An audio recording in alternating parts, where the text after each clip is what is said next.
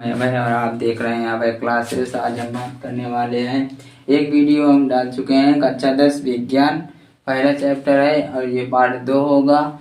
और हम बताएंगे उसमें विस्थापन अपक्रिया बता दिए थे, यहाँ पर बताएंगे विस्थापन अपक्रिया कितने प्रकार के होते हैं। विस्थापन अपक्रिया 2 प्रकार की होती है। कितने प्रकार की होती है? 2 प्रकार की होती है विस्थापन अपक्रिया। नंबर 1, एकल विस्थापन अपक्रिया, एकल विस्थापन अपक्रिया। दूसरा, द्वि विस्थापन अपक्रिया, द्वि विस्थापन अपक्रिया। अब देखेंगे एकल विस्थापन अपक्रिया की परिभाषा। तो वह अपक्रिया जिसमें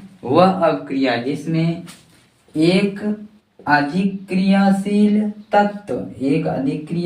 तत्व कम क्रियाशील यौगिक उस तत्व परमाणु को विस्थापित कर स्वयं उनका स्थान ग्रहण कर लेते हैं, एकल विस्थापन अपक्रिया कहलाती है। जैसे एक अधिक क्रियाशील है और एक कम क्रियाशील है, तो Fe plus CuSO4 arrow FeSO4 plus Cu। तो Fe अधिक क्रियाशील है प्लस CuSO4 है, तो Cu कम क्रियाशील है। तो Fe अधिक क्रियाशील है, तो इसे SO4 के साथ क्रिया कर ले रहा है, तो FeSO4 बन जाए प्लस Cu। दूसरा है द्वि विस्थापन अपक्रिया।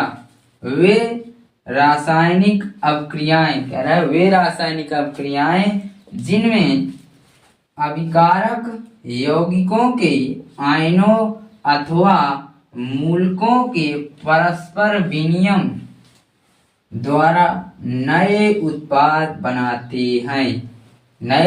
बनाते हैं, द्वि विस्थापन अपक्रिया कहलाती है। द्वि विस्थापन अपक्रिया कहलाती है। जैसे ये अभिकारक है और ये उत्पाद है, तो अभिकारक से ही उत्पाद बनता है। जैसे AgNO3 प्लस यानी ACl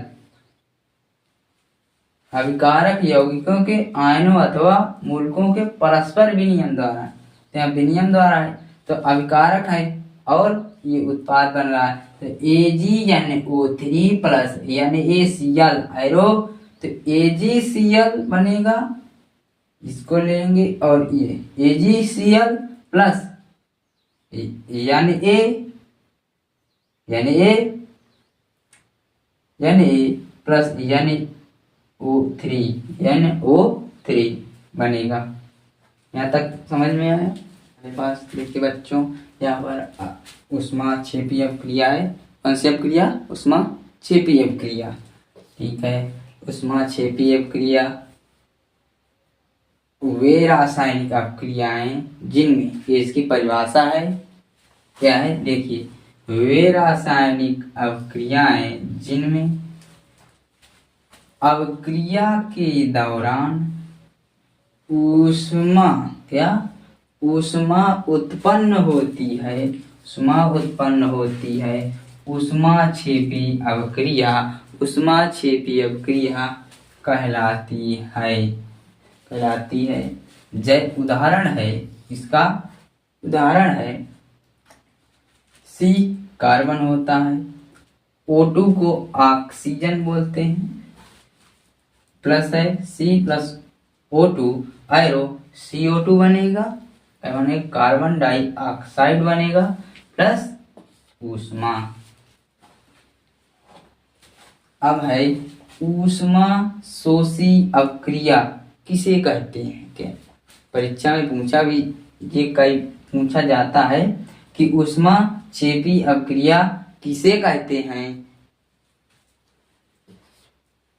ऊष्मा शोषी अपक्रिया किसे कहते हैं? तो वे वे अभिक्रियाएं जिनमें ऊष्मा अवशोषित होती, क्या होती है? ऊष्मा अवशोषित होती है।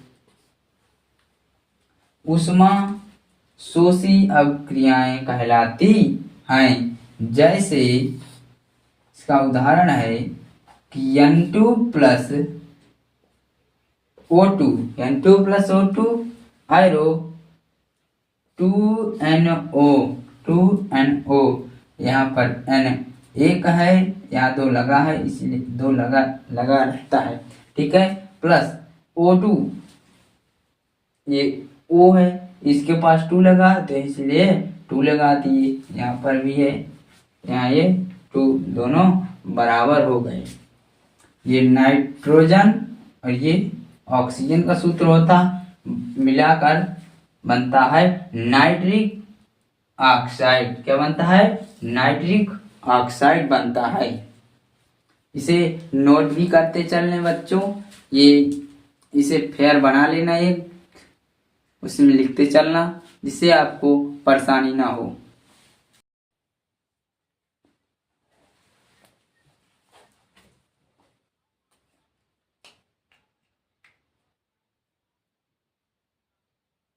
तो यहाँ पर देखिए दूसरा हमारे पास उदासीनीकरण अभिक्रिया। क्या है? उदासीनीकरण अभिक्रिया। इसकी परिभाषा देखेंगे कि जब किसी अम्ल तथा क्षार को मिलाया जाता है, क्या कह रहा है? जब किसी अम्ल तथा क्षार को मिलाया जाता है तो इनकी परस्पर क्रिया द्वारा, क्या? इनकी परस्पर क्रिया द्वारा लवण व जल का निर्माण होता है। क्या होता है? लवण व जल का निर्माण होता है। वह अभिक्रिया उदासीनीकरण अभिक्रिया कहलाती है। उदासीनीकरण अभिक्रिया कहलाती है। जैसे HCl, ये होता है हाइड्रोक्लोरिक अम्ल, NaOH, ये क्या है? NaOH, ये क्षार है। क्या बनता है? लवण, यानी Cl प्लस H2O, जल बनता है। समझ में आए यहाँ तक? अब है अगला कि ऑक्सीकरण अभिक्रिया या ऑक्सीकरण अभिक्रिया किसे कहते हैं? तो वे अभिक्रियाएं जिनमें ऑक्सीजन से संयोग होता है तथा हाइड्रोजन निष्कासन होता है, ऑक्सीकरण अभिक्रिया कहलाती है।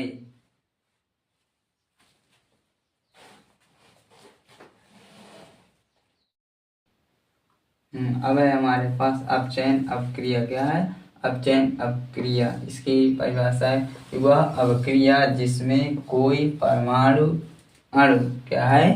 कि वह अभिक्रिया जिसमें कोई परमाणु अणु या आयन इलेक्ट्रॉन को ग्रहण करता है। क्या करता है? इलेक्ट्रॉन को ग्रहण करता है, अर्थात जिसके इलेक्ट्रॉनों की वृद्धि होती है, उपचयन अभिक्रिया कहलाता है। क्या कहलाता है? उपचयन अभिक्रिया कहलाता है। जैसे CuCl2 प्लस CuCl2, 2 लगाएंगे यहाँ, क्योंकि यहाँ Cu 2 बार आया है, 2 बार है, यहाँ 2 लगा देंगे तो संतुलित हो जाएगा। अगला है अपचयन अभिक्रिया। क्या है? अपचयन अभिक्रिया। वे पदार्थ जो अन्य पदार्थों का अपचयन करते हैं। क्या करते हैं? अपचयन करते हैं एवं रासायनिक अभिक्रिया में स्वयं ऑक्सीकृत हो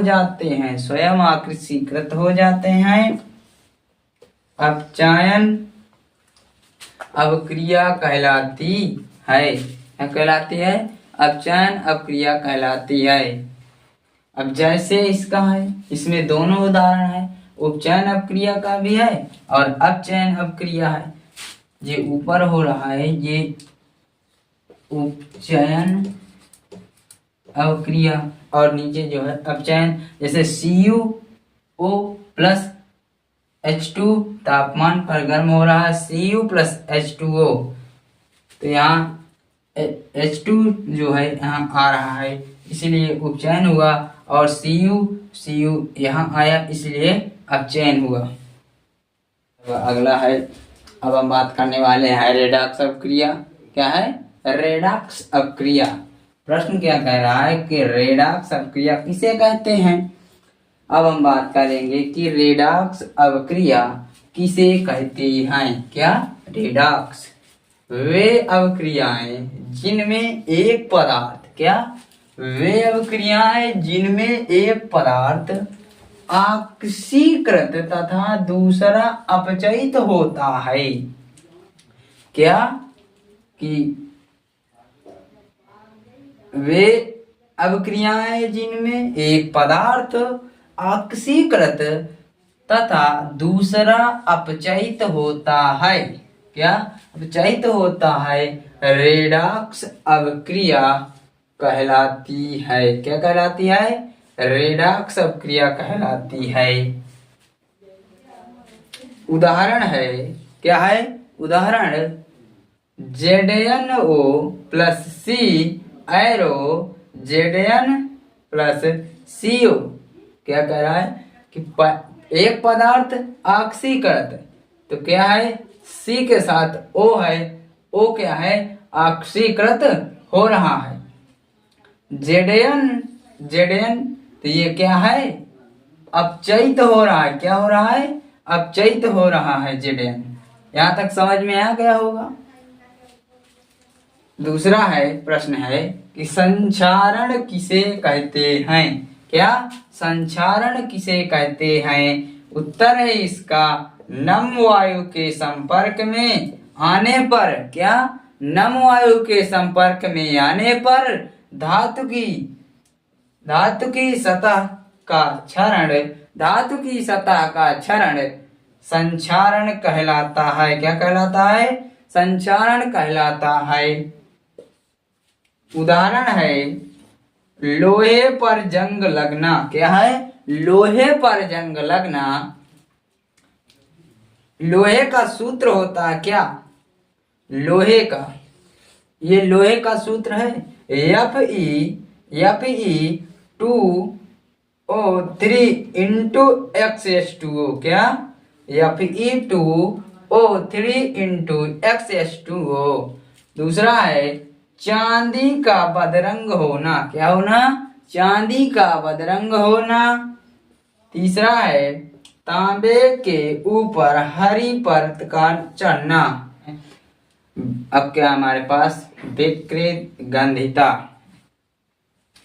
तो भोजन में तेलों या वसाओं के, क्या? भोजन में तेलों या वसाओं के, कह रहा है कि भोजन में तेलों और वसाओं के ऑक्सीकरण के परिणाम स्वरूप गंध तथा स्वाद का विकृत होना या बदल जाना विकृत गंधिता कहलाता है। क्या कहलाता है? विकृत गंधिता कहलाता है। उदाहरण है कि गर्मियों के मौसम में, क्या? गर्मियों के मौसम में पनीर खुला रखने पर विकृत गंधिता हो जाता है। क्या हो जाता है? विकृत गंधिता हो जाता है। अगला, इसको रोकने के उपाय। किसको? विकृत गंधिता को रोकने के उपाय चलिए देखते हैं। पहला है खाद्य पदार्थों को वायुरोधी दूसरा है आलू, चिप्स, नमकीन आदि ऑक्सीजन गैस हटाकर नाइट्रोजन गैस भर देते हैं। जो आलू चिप्स होते हैं, नमकीन आदि जो होती है उसमें ऑक्सीजन गैस हटाकर नाइट्रोजन गैस भर देते हैं। आई होप आपको समझ में आ गया होगा। चैनल को सब्सक्राइब और लाइक करना बच्चों। हम आपके लिए मेहनत करते हैं और अपने दोस्तों के साथ जरूर शेयर करना, क्योंकि हम इतना मेहनत से पढ़ाते हैं।